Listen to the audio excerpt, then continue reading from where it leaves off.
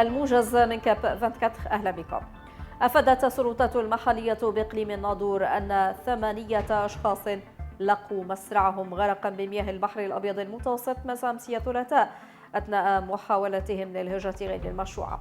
وكان الضحايا ضمن مجموعة من المهاجرين غير النظاميين الذين استقلوا قاربا مطاطيا في محاولة لعبور البحر الأبيض المتوسط انطلاقا من منطقة تشارانا بو محفوظ جماعة بني شجر قبل أن ينقلب القارب بسبب سوء الأحوال الجوية التي سجلت هبوب رياح قوية وارتفاعا لعلو أمواج البحر. وقد تدخلت السلطات المحلية ومصالح درك الملكي والبحرية الملكية والوقاية المدنية، حيث تم إنقاذ 9 أشخاص وانتشال 8 جثث، فيما تستمر الأبحاث حاليا من أجل الوصول إلى مفقودين محتملين. حلت لجنة خاصة من الاتحاد الدولي للكرة كرة القدم الفيفا اليوم الأربعاء بمدينة طنجة للوقوف على جاهزية المنشآت الرياضية بالمدينة استعدادا لاحتضان نهائية كأس العالم 2030 المقررة بكل من المغرب، إسبانيا والبرتغال.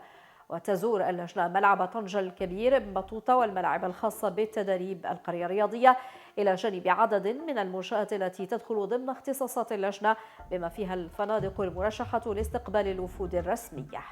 وتسير الأشغال الخاصة بإعادة تهيئة ملعب طنجة الكبير بوتيرة سريعة، حيث من المنتظر أن تكون هذه المنشأة الرياضية جاهزة في نهائية كأس إفريقيا للأمم التي يحتضنها المغرب سنة 2025.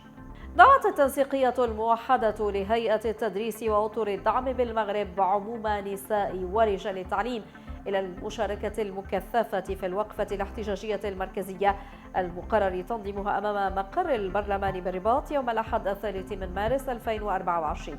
واعتبرت ذات التنسيقية في بيان لها إسناد وزارة التربية الوطنية صلاحية البث في التوقيفات الصادرة في حق مجموعة من الأساتذة للجان الجهوية الإدارية أنه إجراء لا يقوم على أي سند قانوني، وترتب عنه إصدار عقوبات تأديبية خارج المساطر القانونية المعمول بها، مصحوبة بإجبارية التوقيع على ملتمسات والتزامات لا سند قانوني لها، واصفة الأمر بالانتكاسة الحقوقية. أدانت محكمة الاستئناف بفاس في الساعات الأولى من صباح اليوم الأربعاء شبكة الفساد المالي والإداري بجامعة فاس التي يتزعمها البرلماني الاتحادي عبد القادر البوصيري بالحبس النافذ والغرامة المالية بعد جلسات ماراثونية دامت لأزيد من 4 أشهر.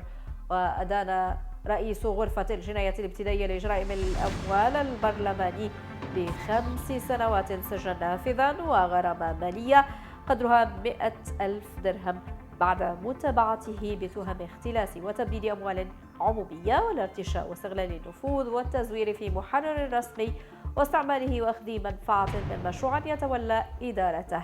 وبرأ رئيس المحكمة عمدة فاس عبد السلام البقالي وكاتب مجلس جامعة فاس سفيان الإدريسي من المنسوب إليهما. أخلت السلطات الفرنسية صباح أمس الثلاثاء مطار بريبينيان الدولي، وذلك على خلفية اكتشاف حقيبة تحمل مواد متفجرة تعود لمسافر من أصول إيطالية كان متوجها إلى المملكة المغربية حسب ما أفادت به وسائل إعلام فرنسية. وأوردت ذات المصادر أن عملية الفحص بالأشعة السينية التي أجرتها سلطة المطار الفرنسي كشفت وجود أمتعة يحتمل أنها تحتوي على متفجرات قبل أن يتم استخدام فرقة متخصصة في إزالة الألغام من مدينة مونبلييه ليتم اعتقال صاحب الحقيبة الذي ثبت أنه كان يشتغل سابقا في الجيش. أشارت وسائل الإعلام ذاتها إلى أن المسافر ذا الأصول الإيطالية كان متجها على متن طائرة إلى مدينة أكادير بالمغرب، مؤكدة أنه جرى القبض على المشتبه فيه دون وقوع أي إصابات ليتم وضعه تحت تدابير الحراسة النظرية في انتظار استكمال التحقيقات معه. هذا الموجز إلى